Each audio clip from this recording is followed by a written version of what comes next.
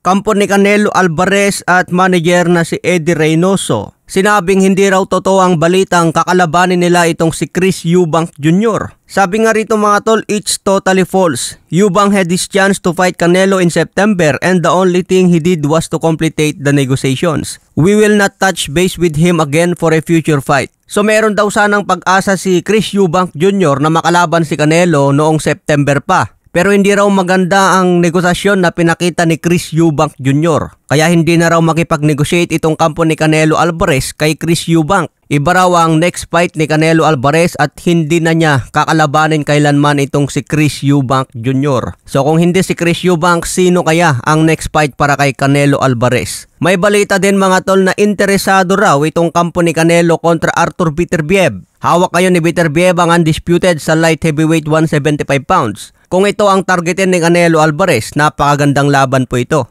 2 beses nang umakyat si Canelo sa 175. Una noong 2019 kontra Sergey Kovalev. Pangalawa kontra Dmitry Bivol. Kung aakyat ulit si Canelo, pangatlo na kontra Artur Beterbiev. Kakayanin ba ni Canelo ang isang powerful tulad ni Artur Beterbiev? Tingin ko naman mga tol, sa tigas ni Canelo kayang tanggapin yan.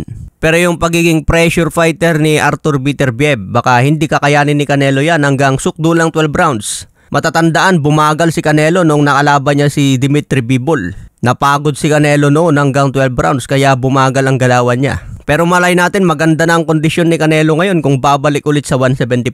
Kaya swabing laban ito kung akyat talaga si Canelo. Sa ibang banda naman, WBA welterweight champion na si Eimantas Stanionis inuutusan na magdepensa ng titulo. Kailangan na raw daanin sa first bid ang laban niya kontra Shakram. Maganda sana kalaban ni Eimantas Stanionis si Jaron Boots Ennis para unification ng titulo.